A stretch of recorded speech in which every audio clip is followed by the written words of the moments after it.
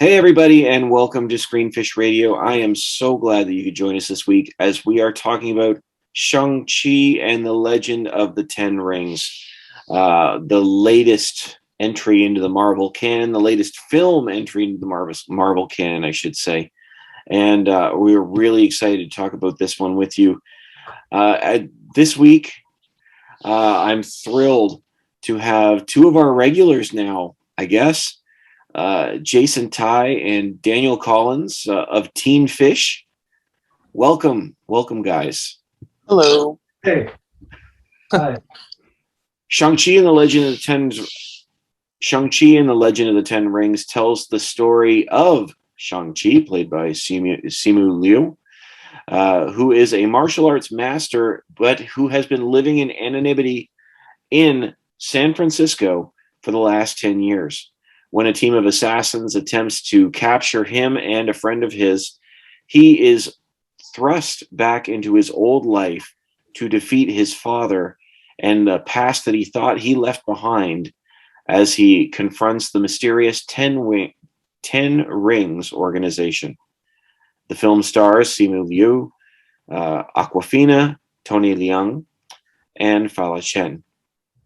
As always, this podcast is rated S for spoilers. But guys, I would love to know, what did you think of Shang-Chi? I don't know. I thought it was really good.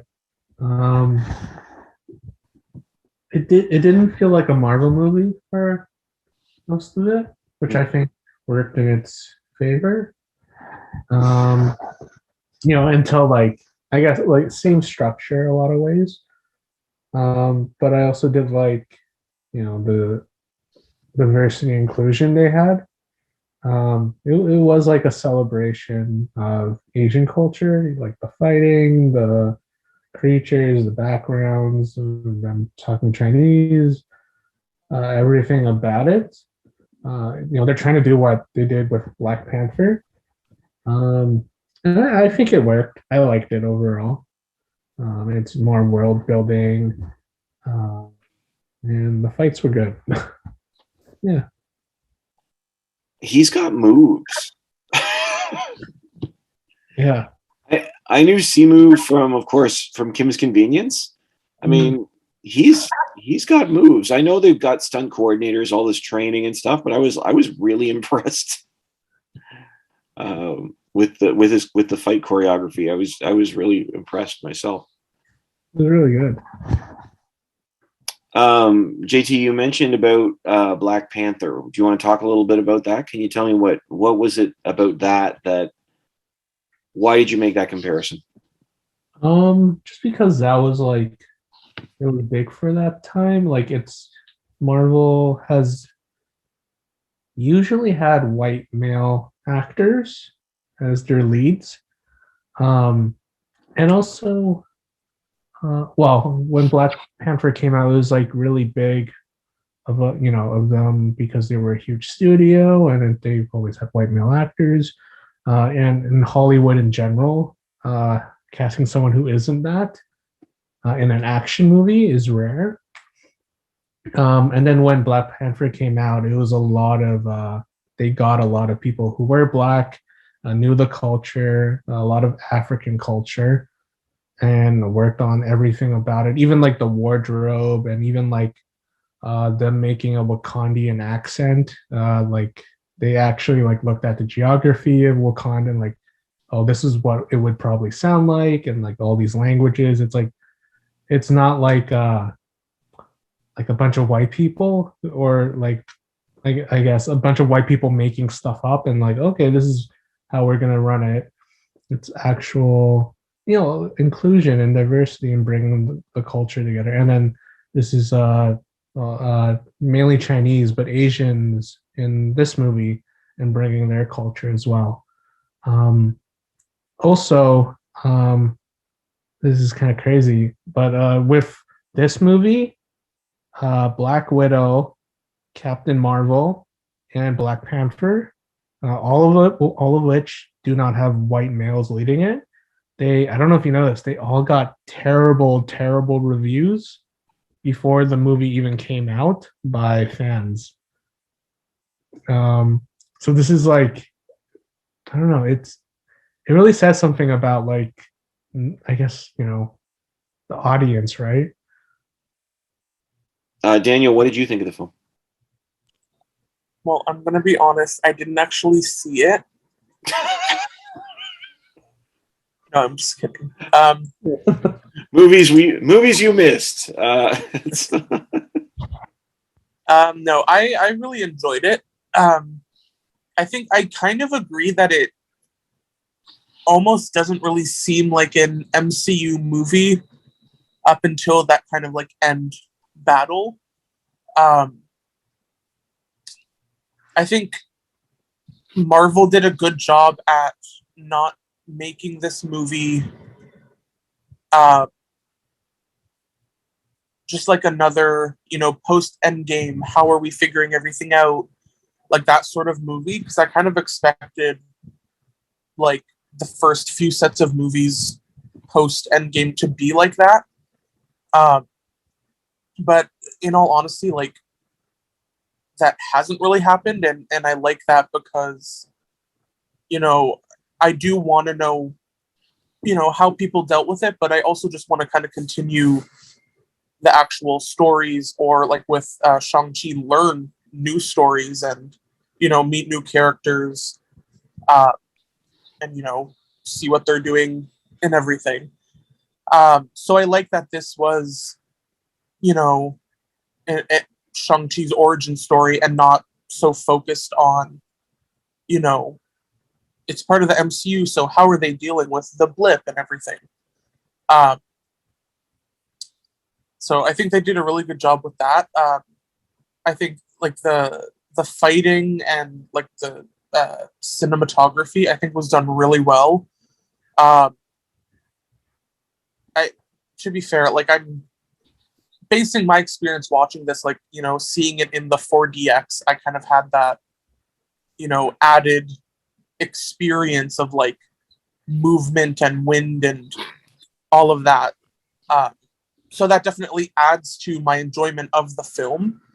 Um, but no, I think they did a great job. I really enjoyed it. This is definitely one that I want to watch again.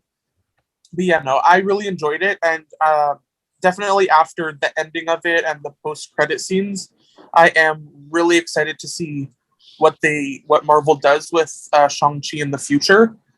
Um, I would love to see him in like possibly the next Doctor Strange, but who knows?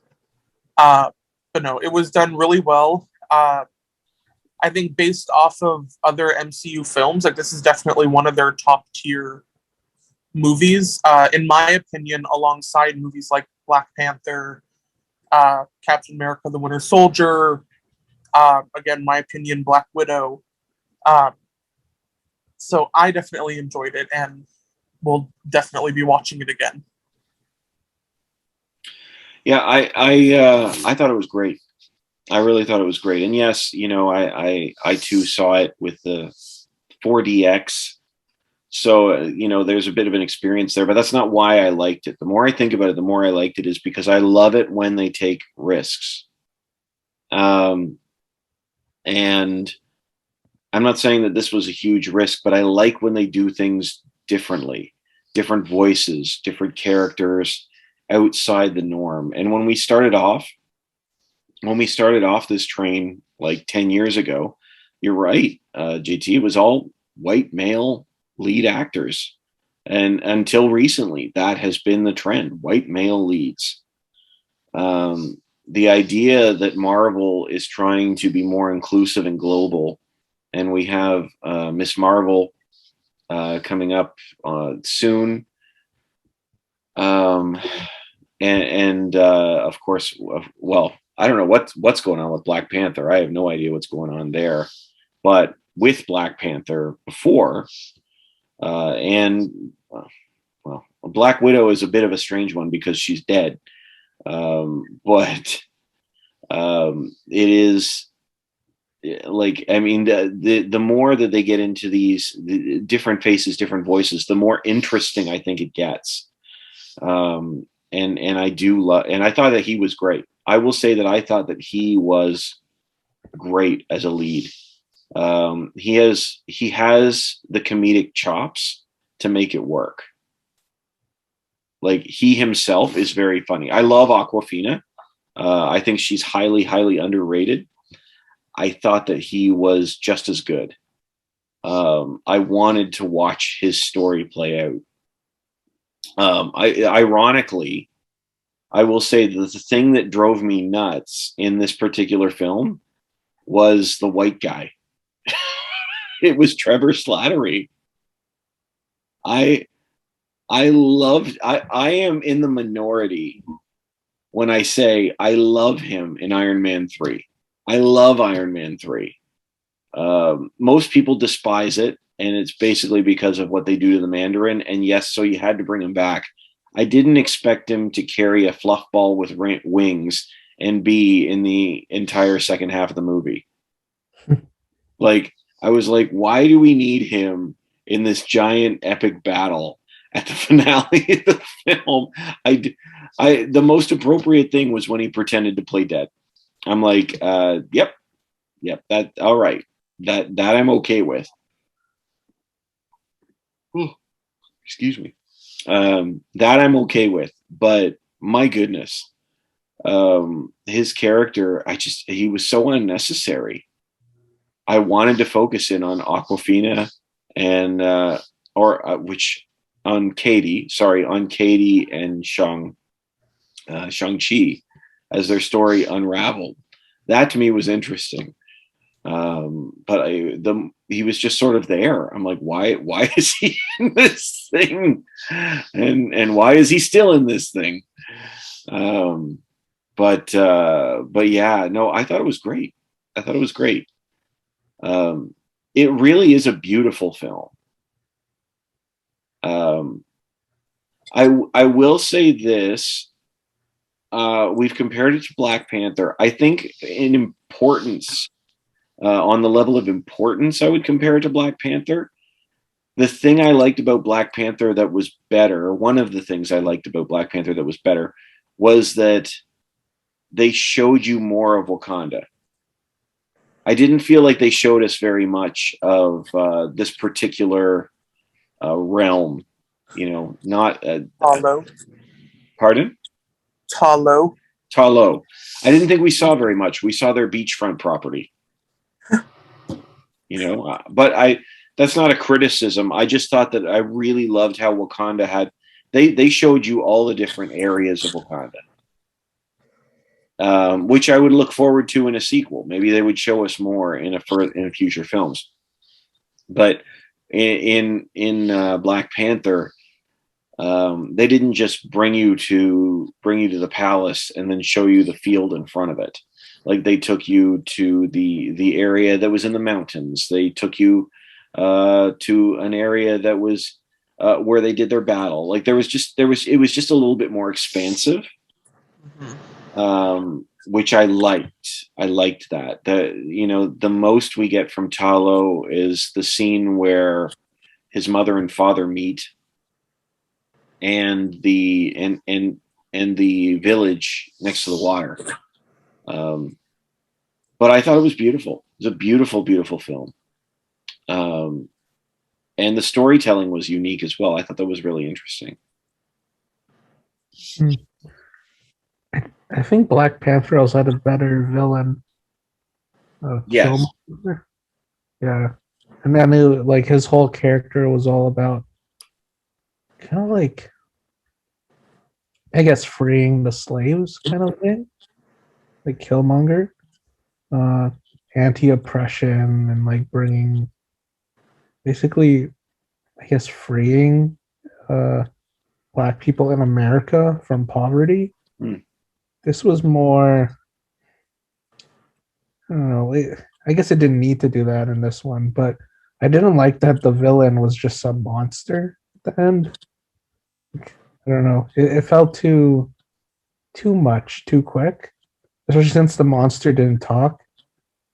It just like stole souls. Oh, the giant flying monkey? Yeah. Behind the door. I don't know. Hey, that's his wife. His wife. That was not his wife. That I don't know. I think they should have kept it as the dad as the villain the whole time. Um, I don't know. I think it could have gone better story wise. But I don't Well, know. It's whatever. yeah, I agree with you on that. Let's talk about the villain there. Let's talk about his dad, because I hear what you're saying. I hear what you're saying. His dad struck me as very unique. What did you think of the way that his dad sort of played out in terms of his motivations, in terms of just the storyline there? What were your initial thoughts? It's the toxic immigrant dad who wants you to who want who I think wants the best for you, but in the way he sees fit. I think. Um, I guess the extreme example, he wants Shang-Chi to be, the criminal overlord, like the boss, and take after him, right? But then if you compare it to like, um, I guess like regular life, the example would be something like, oh, pick a job. This is my experience and like a lot of other first generation, second generation immigrants. But it's like, oh, pick a job, so that'll make you a lot of money, and that's what you got to do. And like, there's all this pressure and stuff like that, and it's like really toxic, the relationship. Um, and then, in the beginning, he was happy being like a bellhop too at that car place, him and Katy. But then like I don't know, it's there's something there, but I can't like say it. Like they'll find the words to say it, but everyone else was like against it. Like all of their friends and like their parents were like ragging them on that. Um, but they were happy. I don't know. I'm like straying away from the initial question, but I don't know. That's just something that occurred to me just now. Yeah, no, I mean, I think you're right. I think you're right. I mean, it, they were sort of living well, were they happy? They seemed okay, but like, I guess he's not really. They seemed pretty satisfied with where they were. That's what I don't know. That's what I remember. Like they were like satisfied. Hmm. They weren't like, oh man, my life sucks. It was everyone else. Like it was her family saying, hey, you got to do something with your life. And then so was her friend at the restaurant. I don't know. They did obviously improve their lives, I think, but like, there's something to be said there, I think, as well. But going back to the dad, um, I don't know. He's interesting. I think he should have been the villain though. It was like the movie overall, like 90% of it was like a family movie, like family dynamics with the sister, the mom being dead, Shang-Chi, and then the dad and like the center of it all. But then it totally flipped to the monster at the end. I thought that the monster, like, I don't know if I thought it totally flipped to the monster, because the monster was such a representation of what the dad wanted, or maybe the monster was manipulating him, rather, to try and convince him that he was his mother, and how that was. But yeah, that is it. I thought the relationship between him and the monster was particularly interesting in this, because they're not. His goal is not. His goal is different than any typical Marvel villain. That's what I thought was interesting. His goal is not world domination. His goal is power. I mean, let's be serious. Every villain, their goal is power. But in this one, his goal is simply just to get his wife back. Like, I really thought that he was using that as an excuse, and that we were going to find out that, of course, he just wanted to tap into the power of the rings or something like that made him more powerful. But he seems to really just want his wife back. I think it's interesting. You tap into the family dynamic. There's something unique here. Other Marvel films have tapped into family dynamics, sure, but there's something unique in the way that this one played out. I'm still piecing it together myself. Daniel, what did you think? Yeah, I mean, it's weird because, like, on one hand, like, I'm like, oh, the dad was a villain. But on the other hand, like, at the end, when, like, realizing that he doesn't care about, like, his goal isn't, to destroy Talo. It's not to rule the world. It's not to, whatever. It literally is just to get his wife from behind this door. You kind of feel bad for him because at least I did, because he also, felt that he was the reason that she got killed, which in a sense, like,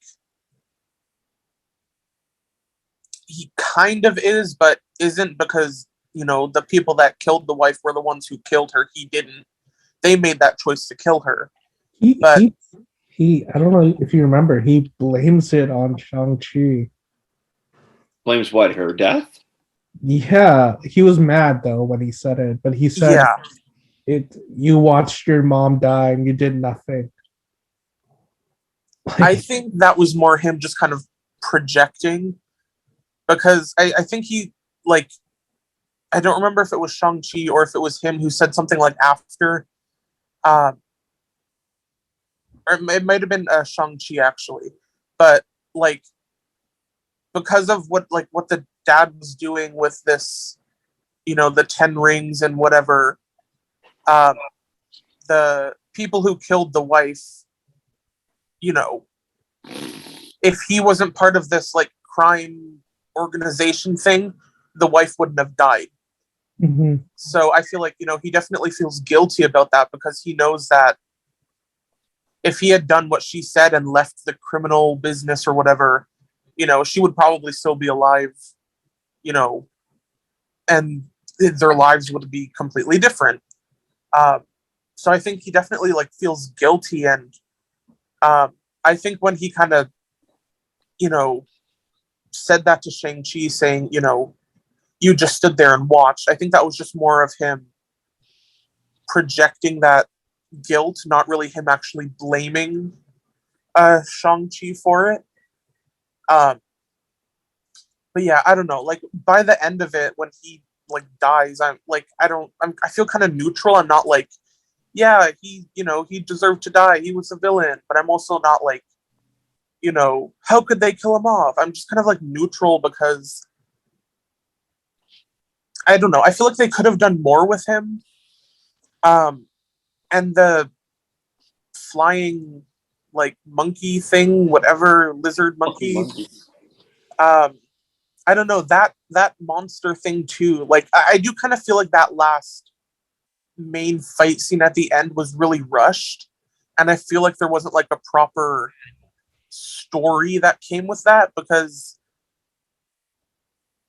I don't know, like, that soul sucker thing now just isn't an issue anymore. So I don't know. I just feel like it was kind of like a waste of a monster, or a waste of that type of villain, when they could have had, you know, more of a storyline with the dad or something. I don't know. Yeah, I thought Tony Leung is a great actor. I don't. He doesn't have the charisma of say Michael B. Jordan. So I'm comparing it to Black Panther again, which is a little unfair. But there was something about him. There was something about Killmonger that really made you want to believe in him. I did find in this one the dad. I struggled to do that, but I really thought it was interesting, the fact that in the film, Love strips him of his power every time. I thought that was really interesting. Every time he chooses love, he loses his power. And here's a guy who's supposed to have been alive for, I think it's like 5,000 years or something like that. And he meets his wife and he gives up the rings. She dies, he takes them up again. He's fighting with Shang-Chi when he realizes he's gone too far and Shang-Chi's about to die. He's going to he saves him. He gives up the rings to him again, and he saves his life. Every time he chooses love, he's stripped of his power. I did find that an interesting dynamic within the film because he's trying to fill that void of his lost wife with as much power, whatever it looks like in this film, financial or also just the power of the 10 rings that he can possibly have. There's a void missing there because love has left a hole in him. And I think that is very interesting. But yeah, I mean, I can nitpick the way that the final battle went and stuff. I thought the CGI was really good, but that's neither here nor there. But I did find that interesting. I did find that interesting about him. It felt like there was something there. There was something there. And I think, JT, I think you hit it on the head when you said there was an emphasis on family in this one, very much on family. The family dynamics were what drove the film in particular, which we haven't got a lot of in the MCU. I would say, Black Widow just came out. That was very much about family. Yeah. I haven't watched it. You haven't seen that one yet? Yeah, I've been meaning to, but I haven't. I'll probably watch it this weekend. It's a fun one. I mean, that was after I saw that, it was just a nice reminder that Marvel invests in movies. That's how I felt after it, because like we'd been getting at that point, that was the first movie coming out of the pandemic, first Marvel movie out of the pandemic, and you just realize, oh, okay, like this one's big again. It's not just a TV show. You can tell the difference. Of course, Shang-Chi, is big as well, but that was the first one we saw. I am interested in this idea. We talked a little bit about it, but I'd love to hear your thoughts on the idea of the generational aspect of it. JT, you spoke really well about first and second generation immigrants or minorities or families. But I'd love to hear too, just this idea of what is it for you guys as well, being younger, this idea of moving forward, charting your own path. Is that a challenge? Is it a challenge for you, but how do you see that playing out within the film? Throughout the whole thing, he's like rejecting everything his dad stood for, his entire past. Like he even changes his name to a white sounding name, totally different from his original ethnic name. And there's this theme throughout the film where he's like rejecting his past, right? And it's not till he goes back to his mom's hometown and talks to his aunt that he like finally really acknowledges himself. Like even the aunt says like, you are a result of everyone who came before you.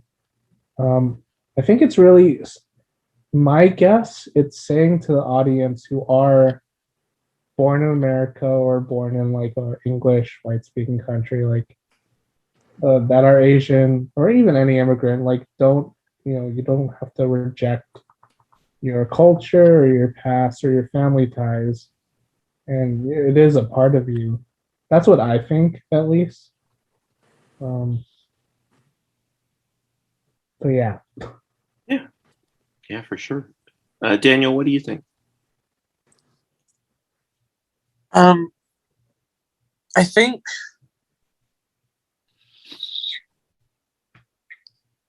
coming from like my I guess I don't know standpoint, like um it seems like, I mean, obviously, Shang-Chi's dad and the mom, like their families are completely different when it comes to like their values and stuff like that, because his dad is very much,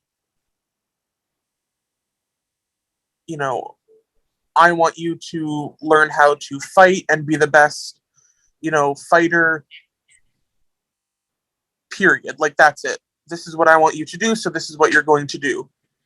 But when we don't learn much about his mom, but I guess more from his aunt and the like Ta Lo community, they seem a lot more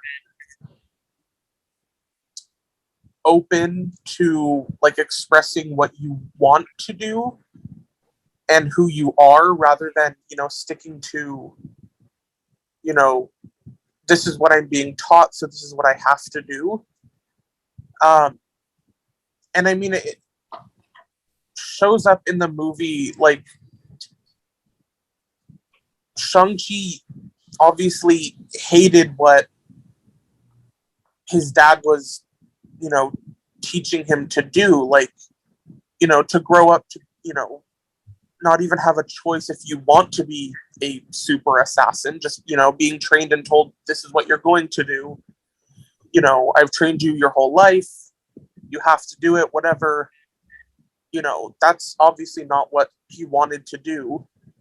uh, so much so that when he's given the chance to leave, although it's supposed to be on a mission, he doesn't come back. He changes his name, he moves to America, and pretty much like cuts that off uh, from his life, and completely leaves that all behind. But when he goes into Ta Lo and then starts learning about it, like, you can see that that's something that he's like, you know what, this is what I want to learn about and what I want to be a part of. Um, and I think that having that choice now of, he can be in San Francisco doing valet, and not feeling that that's not what he's supposed to be doing because, oh, my dad raised me to be an assassin. Like, I feel like he feels much more included in the Ta Lo community than what he felt with at like his dad's, I think they called it a compound. Um, and I think that that's something, uh, like, again, from my experience, like, I am a white male. Um, I personally, like, I didn't grow up with like my parents being like, oh, you have to have, you know, a high paying job. You have to be, you know, a doctor, a lawyer, a businessman. Like, I never grew up like that. Like, my mom especially was always like, do what you want to do, what you like doing, what you feel included in, what makes you happy. That's what you should be doing when you're older.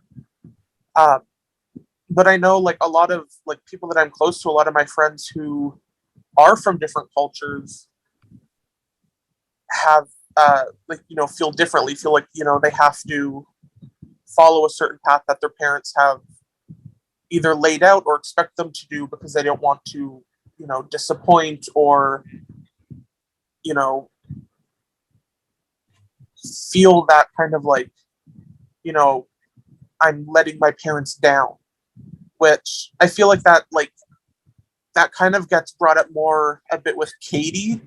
Like they have that full on conversation like at breakfast, where her mom's like, I think she says like, you have like a music degree from Berkeley, and you spend your life parking cars or something like that.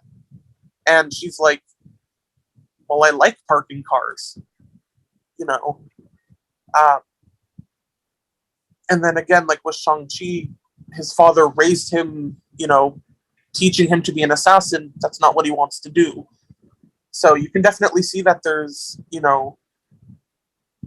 that sort of disconnect between feeling, what do I want to do? What am I happy doing? What am I comfortable doing? Versus what am I being told I have to do? But by the end of the movie, like it seems like Shang-Chi and Katy are very much in that space where they're like, yeah, I can do what I'm comfortable, what I'm happy doing, and they don't feel, at least they don't seem to feel as bad about it, I guess. With Shang-Chi, his storyline, I think, ends up veering a little bit more away. I think you guys hit it on the head when you say he ran away. He legitimately is so damaged by his childhood. He doesn't just have to chart his own path. He's trying to create a whole new life. And I think it's very interesting that his storyline sort of takes the effect of making peace with who you are, and that's part of who you are. That I found very interesting. As opposed, like, he doesn't have to be like his dad, but it is part of his story. In some ways I could relate to, not with my parents. Not with my parents per se, but with other things, I've had to make peace with the fact that, yeah, that's part of my story. No matter how much I wish it wasn't. Whether it's things I've done or things that have been done to me, and you just sort of been, and it's very painful. But having to make peace with the fact that that's part of who you are, I thought was really interesting. But this idea too of stepping into your own life, that's got to be much more difficult too, with the added cultural layer, as you said, like this idea of parents pressuring and saying, this is who we have determined you should be. That's got to be really difficult, especially now. Like, you guys are younger than me. You guys are in that stage where you're starting to step forward, and try and figure out who you are. I don't know if you've got 10 powerful bracelets, but you do. Billy bands. But this idea of figuring, I did go through I've gone through it several times in my life. This idea of trying to figure out who I am and taking that step out, and differentiate myself and figure out who God has made me to be. That's a challenging time of life. It's a very challenging time. And I could relate to it on that level. There's something ubiquitous about that idea. Obviously, that's not the cultural difference or cultural understanding, but there is something to be said there that I could relate to. I kind of wish they used Katy more. Like, obviously with the trailers and the marketing for this movie, it seemed like Awkwafina's would play a bigger role, I guess more so in like by the end. Like, she was obviously in it a lot, like, she was, I guess, with Shang-Chi like the whole time. But when she actually gets to Ta Lo and starts learning about learning how to do archery and everything, I thought they just would have used her more. Like she just kind of got like that one shot. To be fair, it was, the most important shot she could get, and hitting that thing's Adam's apple. But like I feel like they could have had her do more and just I don't know, especially going forward, knowing that she's going to be like in the MCU and be this, I guess, superhero now. I'm just kind of like, well, all that I know of her is that she sometimes has a good shot. I wish they just used her more, and I don't know. I just feel like at the end they kind of forgot about her a bit, and they were kind of like, oh, do you know what? We need the throat to be slit. Oh, she's been standing there the whole time. Have her, do the shot. I don't know. I just feel like they could have used her more, and I wanted her character to be, have more of a fight than just one shot, I guess. She was very comic reliefy. She plays the same character a lot of the times, is what I noticed too.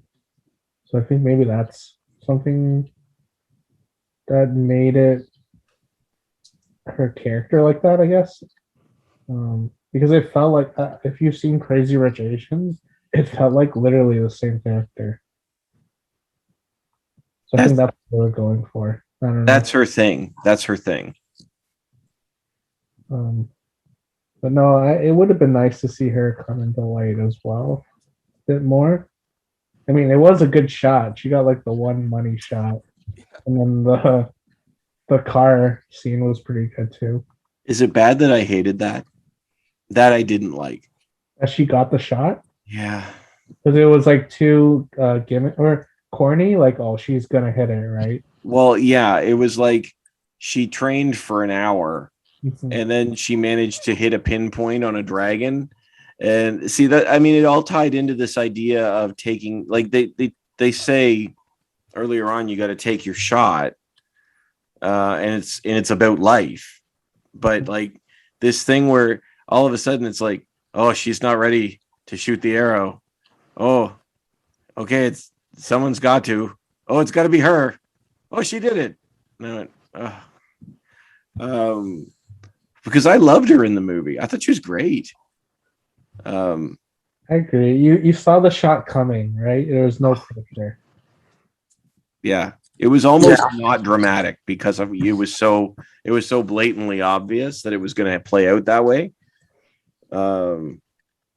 Maybe they should have made her miss it. And she fails. And then like some people die and she watches. And then she has to do another shot or something. Or I don't know. Ironically, I would have felt better about that. Because all of a sudden she hits this pinpoint shot from, 100 meters away or however far along she was. And okay, I know what could fix it. She misses the shot. A bunch of people die.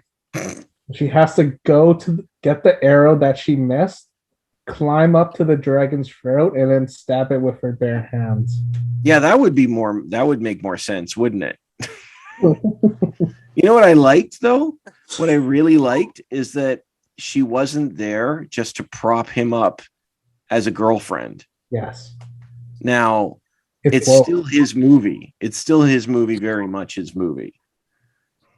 But they tried to give her a storyline so that she wasn't just the girlfriend. Yeah. They didn't even date at the end. No. I'm like, this is great. That may be the first time in an MCU movie that I've seen where a male and female character are together the entire time and nothing romantic happens between them. Yeah, maybe. Spider-Man 1? Oh, wait. No, he has a girlfriend the whole time. I was thinking of MJ. But then... The Winter Soldier. That's a different type of relationship. Yeah, Peggy's dead. Oh, you're talking about Peggy? I was talking about Bucky and Cap, but anyway. Okay. Oh, I was thinking Nat and Cat. Oh, and Winter Soldier. Yeah. See, Marvel doesn't really understand how to write women, and I'm not saying I do. I'm not saying I do. But no, in all seriousness, like Black Widow, I felt like they fully fleshed out her character. I had a lot of fun podcasting on that one with the ladies with their and because I felt like she was fully fleshed out. And I don't think she had been. Like Black Widow has never been fully fleshed out in a movie. She's always tied to another member of the Avengers romantically every single time she shows up. Doesn't matter if it's Hulk, Cap, Iron Man, they always tie her with somebody. Yeah. And this was they were just really close. Katy's just his best friend. I do hope they keep it like that. I hope they just stay like really close friends in the future. I'm okay if they get romantic.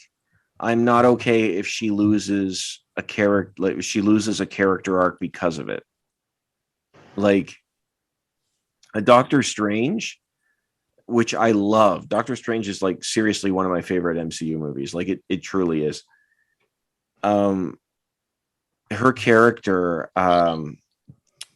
forgive me, I can't remember. Rachel McAdams. Rachel McAdams' character is just there to prop him up. That's it. Yeah. Now maybe in future films, maybe give her a storyline, but it's very clear she's there as arm candy. Mm-hmm. And I did not get that sense with Awkwafina. I just didn't I just thought the archery thing was cheesy. They tried to give her a story that showed her strength and her courage, and it was just like, now you're the only one that can hit the shot, and she hits the shot on her first try. Because, and I was like, okay.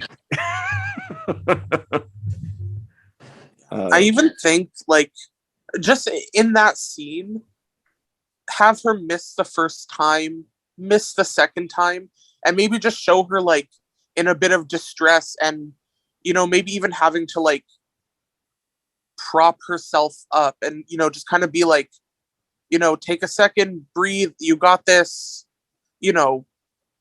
show her that it's not just, oh, I can make it in one shot. Like, yes. Give her that bit of humanity and eventually she does hit it. But not just on the first shot when she's like, barely looking at the monster. Like, okay, here's how they could have done it way better. No. Okay, so she hits the arrow and it misses. It bounces off the roof of one of the houses and then bounces off the mountain and then off of the glass. Oh my. Wow. Wow. It's the dragon for the throat, and then it goes back to her, like right when she took the shot, and she did it behind the head, blindfolded. With her feet. Yes. Well, I think what we all want in a movie about magic bracelets and dragons is realism. And obviously. I think that's really what we're all looking for, isn't it? And she looks at the camera and says, your spot is mine, Hawkeye. Right, of course. Yeah. And she winks at the camera. Yeah. That's that would have totally helped. No, I really liked what they did with her character. It was just that moment. I didn't think they scripted it very well. I was like, okay. But yeah.